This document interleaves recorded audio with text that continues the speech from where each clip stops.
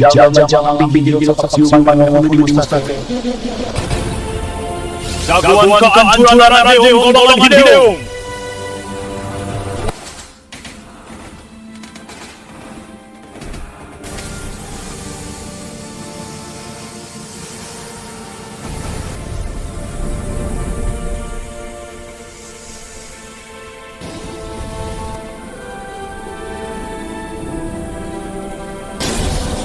Rasakan hulu malang iblis ya.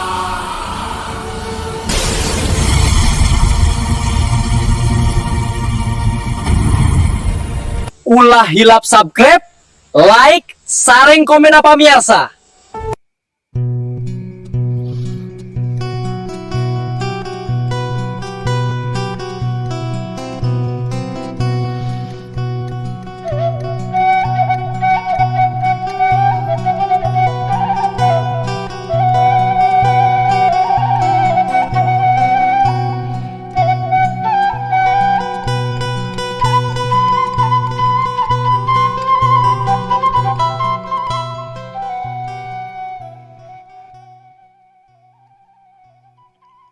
Assalamualaikum warahmatullahi wabarakatuh. Sampurasun mitra kaum dangu, para mancawar tepas Sunda di mana bayayana. Wilujeng wengi wilujeng batepang dangu deui sareng aki di acara Dongeng Sunda ti Kandaga Tepas Sunda YouTube. Pemirsa, alhamdulillah wengi ieu aki tiasa neraskeun hanca deui nya. Anu katunda hiji jejer carios nyaeta Tapak Siluman mangrupikeun dongeng serial silat Sanjay Galunggung Si Jawara Pedang Dewa. Urang keur kabagian anu ke-15 pangintennya. Satajana kimadar dongeng mangga kangge anu nembean manco anu nembean ngadangukeun ulah asa-asa di subscribe wae di toel palebah tombol loncengna. Supados aya notifikasi upami yakin raskeun hanca dongeng. Hatur nuhun kasadayana nu parantos subscribe, like, komen, oge share dongeng-dongeng aki. Mugi-mugi sadayana aya dina ganjar kawilujengan teu kirang sapapaosna, sehat lahir sinareng batin jembar manah gampil rezeki sarta tebih tina balaya. Amin amin ya robbal alamin. Pemirsa sadayana sasarangan urang ieu mugi-mugi wae jasa janten pangreah-reah anggoni ngamumulai seni Sunda utamina seni dongeng Sunda nya. Supados seni dongeng Sunda tetep aya, tetep rame, tetep nanjeur, tetep waluya di negeri nyalira. Waluya dongeng Sunda, waluya ki Sunda. Urang ngamparkeun deui sama kabuyutanna pemirsa. Paharsa makna sor bajigurna mangga kaparayun sadayana prung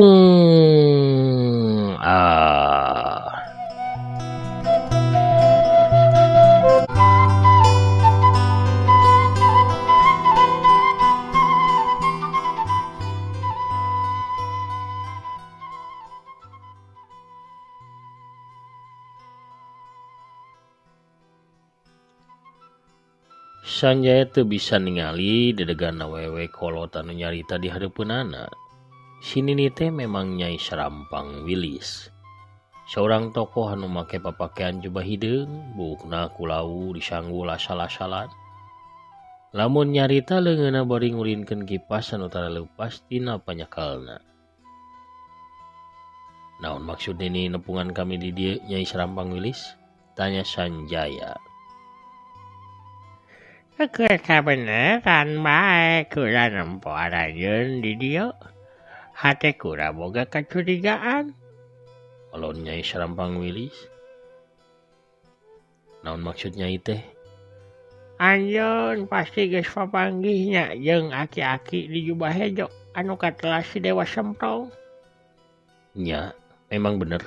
Di mana nini apa lamun kami papanggih jeung Dewa Semprong?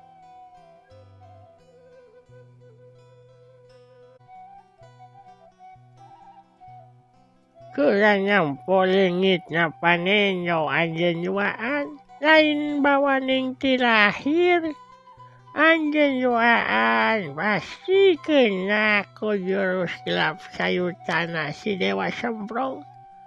Jurus Eca bisa nyieun lawan lolong saumur hirup. Sata eueuh ubar pamunahnya. Jawara pedang dewa cicing sakedapan. Nahan rasa salempangna dina hatena ngabatin. Nah bener aing bakal lolong salilana. Nah bener eueuh ubar pamunah pikeun karusakan panon aing ieu. Sora Nyai Sarampang Wilis kadenge deui. Dewa Semprong memang pantas pikeun dipegatkeun bohongna. Minangka tokoh sakti. Manehna gagabah pisan dina nyieun tindakan. Bacakna manehna dijarauhan ku tokoh-tokoh saumuranana. Naon anu kudu dilakukeun ku kami? Lamun geus teu bisa nempo kieu Nyai Sarampang Wilis. Haring ge ukur cumarima we kana kadal jeung nasib. Sabab kamana ge anjeunna rekah nyiaran ubar, pasti moal hasil. Kalolongan aranjeun eta moal bisa dicageurkeun ku kasaktian naon bae ge. Ulah percaya kitu wae Kang. Adewas menik. Di mana ayeuna si Dewa Semprong teh? Kulakeun moro manehna pikeun ngarengsekeun perkara jeung manehna. Nini, tadi kami memang panggijeng Dewa Semprong. Tapi sanggeus kami dilolongan ku manehna. Kami teh lumpat teuing ke arah mana. Jadi kami teu apal ayeuna Dewa Semprong aya di mana. Bisa jadi aya di arah satukangeun kuring, oge bisa dikencaeun atau dikatuhueun kuring. Sebab tadi kami sempat lompat pindah-pindah arah, sangkan Dewa Semprong leungiteun arah. Nyai Sarampang Wilis rek nyarita deui tapi ngadadak sanjang olebat nubruk dina gerakan anu gancang pisan. Wud brug brus. Nyai Sarampang Wilis maceleng ka sisi. Sini ni reuas ka cida sarta ngarasa amak. Tapi kaambakna ngadadak leungit sawaktu nempo ramo-ramo leungeun kenca sanjaya galunggung nyapit 3 peso leutik.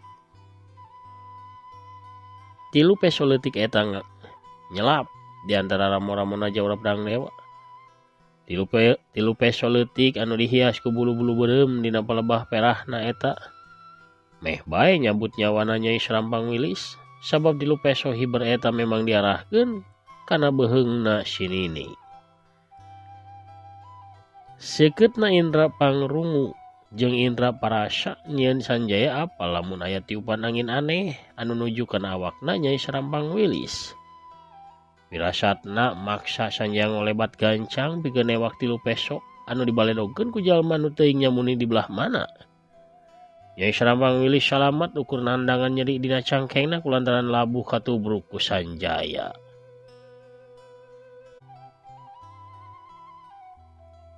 Kencur bodog sia.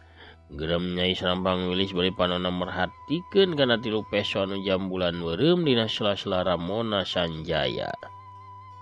Aya jalma nu hayang nandasa anjeun ini ceuk sanjaya. Memang. Walau si Nini bari nahan amarahna. Kula apa saha jalma nu boga peso jambulan beureum ieu? Saha jalma teh Nini? Capak siluman. Hah? Menik jerit awakna ngadadak ngajaul ka luhur dina sakali ajelengan. Wuduk. Aduh.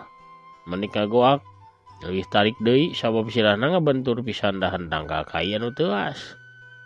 Meh bae budak awewe teh labuh dibanding ka handap, tapi leungeunna bisa keneh ngarawel dahan anu leutik. Tuluy manehna ngagulantung di eta dahan. Bayi dina kayaan teu nempo ge menik nyumput di luhur tangkal sawaktu ngadenge lamun 3 peso eta bogana tapak siluman. Menik, anjeun teu naon? Ceuk sanjaya ti handap. Nya. Teu naon Kang. Temal menik anu geus meunang dahan anu mernah pikeun cicing. Kunaon adi anjeun leuwas kitu. Sawaktu ngaran tapak siluman disebut ku kura. Nah haranjeun ku diteteangan ku tapak siluman. Kami ngadenge ngeunaan tapak siluman ti Dewa Semprong. Leuwih hadege teangan heula jalma nu hayang nandasa anjeun ku ieu peso teh Nyai. Cuma Cek Nyai Serampang Wilis. Tapak siluman teu pernah kapanggih tapakna. Manehna bisa ngalakukeun serangan bari ngaliwat kitu bae. Ayeuna ge lamun anjeun hayang neangan manehna pasti moal kapanggih. Kula yakin manehna eueuh di dieu, tapi bisa jadi aya di penras belah kulon ditu tuh. Di mana ini bisa nyangka manehna ke arah belah kulon? Kula nempo rurungkunan di belah kulon ojag arahna ka belah wetan. Padahal angin keniupna ka belah kulon.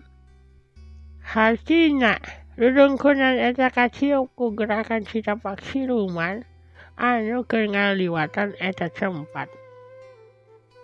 Nah ini teh mumusuhan jeung tapak siluman. Henteu. Tapi manehna bakal nyoba maehan saha wae jalma anu dianggap ku manehna mibana ilmu luhur. Tapak siluman hayang ngawasa dunya pasilatan ku cara ngabasmi sakabeh tokoh sakti anu aya. Bahaya. Gerendeng Sanjaya. Kula rek ngudag heula tapak siluman. Urusan jeung Dewa Semprong mah ditunda we heula. Ini nah teu bahaya pikeun diri ini ngudag ka tapak siluman. Namun kula bisa ngarubuhkeun tapak siluman. Hartina ilmu kula leuwih luhur ti soratan barupa. Sanjaya ngagebeg sawaktu ngaran guruna disebut ku si Nini. Pastina si Nini wanoh jeung guruna, tapi can jelas pikeun Sanjaya mah nah Nyai Serampang Wilis teh ti golongan hideung atawa golongan bodas. Wes. Nyai Serampang Wilis ngeblesat ninggalkeun Sanjaya jeung menik. Gerakan inditna si Nini pikeun Sanjaya kawas tiupan angin di mangsa isuk. Karasana tiis sarta kaambeu seungit kekembangan.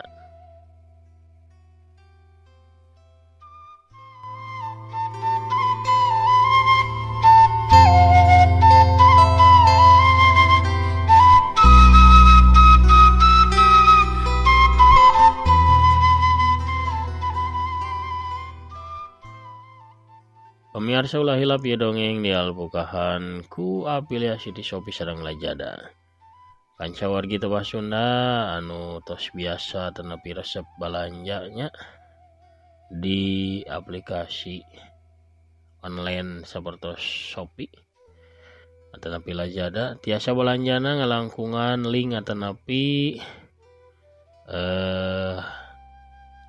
produknya anu dipajang di dongeng akieu di paling handap pojok kenca ya video. Mangga diklik salah sawiosna saperantosna diklik mangke pamirsa bakal lebet kana aplikasi Shopee-na atanapi Lazada-na. Saperantos lebet ke aplikasi Shopee atanapi Lazada mah pamirsa bebas bade ulah galeuh atanapi balanja naon bae oge nya. Jadi wajibkeun balanja barang anu dipajang eta mah ukur pantonya, panto liliwateun. Kangge lebet ke aplikasina. Atur nuhun ka sadayana pamirsa anu parantos ngarojong oge balanja ngalangkungan dongeng aki. Ku balanja pamirsa ngalangkungan dongeng aki sami sareng ngabantos kana kamajengan ieu dongeng atur nuhun pisan. Urang keureuh deui dongengna. Hapunten rada bindeng ieu teh pamirsa kumargi akina rada emplunya tapi sanaos kitu ge mugi we masih tiasa ka Bandungan nya.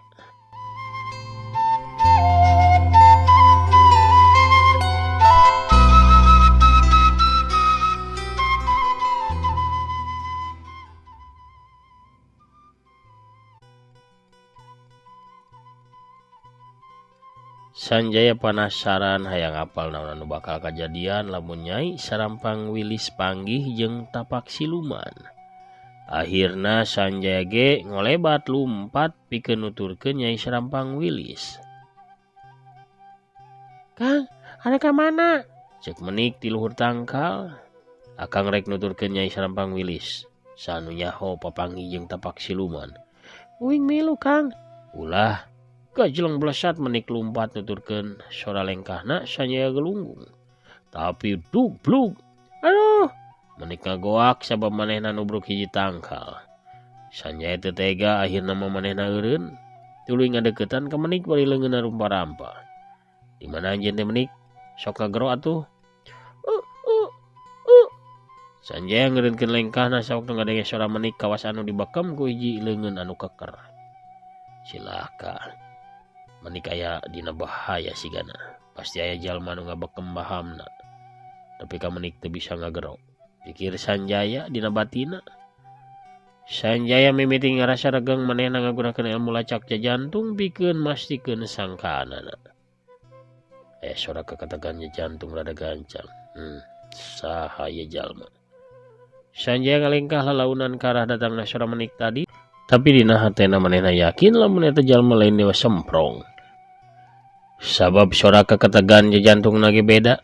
Ayeuna suara kakatagan eta beuki gancang bae, Sanjaya ukur bisa mastikeun lamun eta jantung milik saurang lalaki, tapi can bisa mastikeun saha jalmana.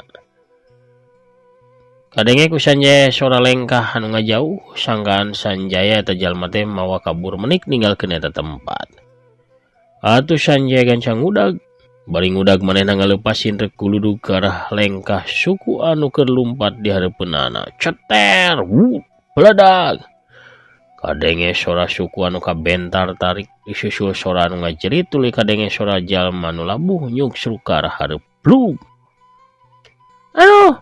Kadenge suara menik ngagoak rupana menik leupas kapangpengkeun tina aisan jalma nu mawana sabab eta jalma labuh nyuksruk ku sawaping-pingna kabentar ku sindreuk kuludug. Sindreuk kuludug nyasakeun geuneuk ngabirungan bae katutupan ku calana beureum nu dipake ku eta jalma. Hayo! Eta jalma ngagoak karasa sukuna kawas disepak ku kuda anu keur ngamuk. Manehna gancang hudang muri jeung ambek. Kang Sanjaya. Menik kegeruan Sanjaya gancang ngolebat. Wush, tep. Menik geus hasil disambar ku Sanjaya tuluy dibawa lumpat ngajauh. Tapi Sanjaya ngadadak ngeureunkeun lompatna sabab ngarasa aya anu megatan colelat kalayang cileug. Sora turuna dua suku kadenge berat. Sanjaya naksir jalma nu megatan ka manehna teh dedegana jangkung badag. Kanyataanana memang kitu. Jalma eta saurang lalaki jangkung badag kumisna baplang panana bolotot. Make baju hideung di calana kampret beureum sirahna make iket tina kain batik warna biru. Dina dua pigelang leungeunna make gelang bahar akar bahar anu hideung. Bebeurna tina kulit warna hideung, dina beubeur eta nyelap daug badag anu sarangkana tina kaiki beusi. Eta jalma ngagrem ambek. Bangsat, rupana ajeun hayang modal di leungeun si Kebo Gadung, heuh. Hampura Kang. Cek Sanjaya bari tetep tenang. Ngagandong menik. Sanjaya nyebut akang ka eta jalma sabab ditilik tina sorana mah anu badag ditaksir umurna leuwih kolot ti dirina. Sangkaan Sanjaya teh bener eta jalma teh umurna 40 tahunan, paromana galak sigana bae babari ambek. Sakali deui hampura Kang, lain kuring hayang paeh tapi tinakan kuring pikeun nyelametkeun adik kuring ieu. Pasahkeun eta budak. Ada wajeun paeh di leungeun kaula. Sentak Kebo Gadung. Kunaon Kang mika hayang ka ieu budak? Waktu kula meh erep. Samemeh panon poe surup kula kudu meunang saurang budak pikeun dipasrahkeun ka guru kula. Sabab lamun kula gagal, nyawa kula sorangan menjadi taruhanana. Pikeun naon guru anjeun ngabutuhkeun budak leutik Kang? Ulah loba bacot sia, pasrahkeun eta budak. Hampura kuring teu wani masrahkeun ka anjeun, sabab kuring lain bapana oge lain indungna ieu budak. Bangsat sia, hayang dibabak sungut sia teh heuh. Hiat, hiuk hut pereup badag Kebo Gadung ngadius bangbaraan.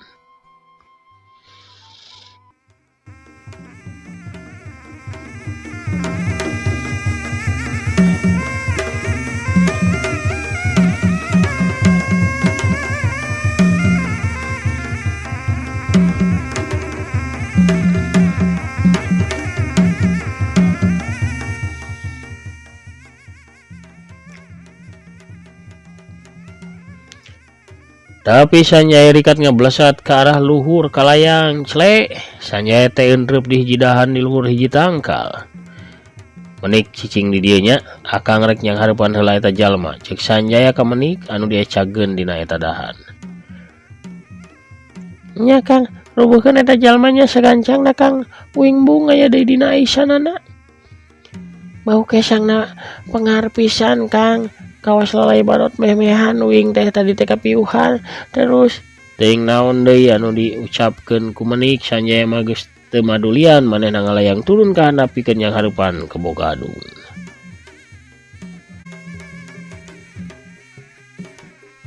Hiat! Ke Bogadung mapa gerakan Sanjaya nu turun di luhur. Manehna ngagajleng ka luhur bari ngadiuskeun teunggelan pereup kenca ka tuhuna. Hiu hiu. Maksa pikeun Sanjaya kudu ngadu pereup samemeh sukuna nincak lemah. Hiu fut fut duk duk. Dua pasang pereup anu masing-masing dieusi ku tanaga jero teh bentrok di luhur. Tapi rupana tanaga jero jawara pedang dewa aya di saluhureun ke Bogadung. Lalaki jangkung kekar eta mental ka tukang deui labuh gugulitikan. Celang blug gulitik kusrak pu. Ayah, dari badot. Ke Bogadung utuk geneng sabab sirahna ngabentur akar hiji tangkal kai. Sirahna karasa leneng lieur tetempuana ranyai kararoneng. Sedangkan Sanjaya turun lalaunan sewaktu dua sukuna nincak lemah teu nimbulkeun sora saeutik. Dina kayan kitu kolebat celeg aya hiji bayangan sejen datang ka eta tempat. Di antara Sanjaya jeung ke Bogadung. Nu duaan langsung ngaliuk nempo ke arah jalma nu anyar datang. Si horeng nu datang di saurang awewe tengah tubuh. Di samping jangkung make kabaya beureum. Leungeun kencana ngelek boboko. Sedangkan leungeun katuhna nyeklan nyiru anu disuhun dina luhur sirahna. Aduh hapunten ngaganggunya ibinya ieu kalerasan. Teh can ngalarisan ibi teh. Sok atuh mending ge jarajan heula awug. Tah amis rawas kareueut matak dedeyeun awug ibi mah geura. Mata keker. Mata kuat kana tanagi madak pedas ieu. Sok beh gelutna rame tah ieu. Ieu nyana kolak canil da sareng kolak waluh kalerasan ieu teh. Di kebon nyanakna ge. Da tos tereh saum pangintennya urang mimitian icalan deui kolak ieu. Pamirsa hapuntennya ieu si Akina rada emplu ieu teh rada balideg. Kumargi kitu nya urang cekapkeun we atunya dongengna dugi ka dieu heula. Wahara pamirsanya. Pamirsa ku kituna ku dongkapna pisarwiti atuh urang cekapkeun heula dongengna dugi ka dieu.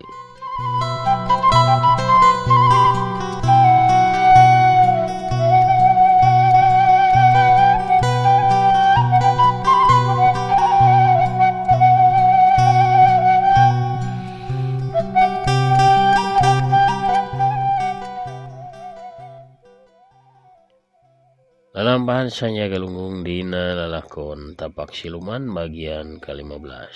Cag urang teu deun heula dihandelem sieum gesan sampeureun. Urang tuna dihanjuang siang gesan alaeun urang samper deing ke di bagian anu salajengna. Pamirsa hatur nuhun ka sadayana nu parantos satia mancok, satia ngadangukeun, satia ngarojongnya kana bedaran-bedaran dongeng aki. Mugi-mugi sadayana urang sadayana ieu dipaparinan kawalujaan kasinugrahan nya kelancaran salgeupi urusanana. Boh urusan di dunya boh engke urusan di akhirat mugi sadayana dilancarkeun, diberkahkeun. Amin ya rabbal alamin.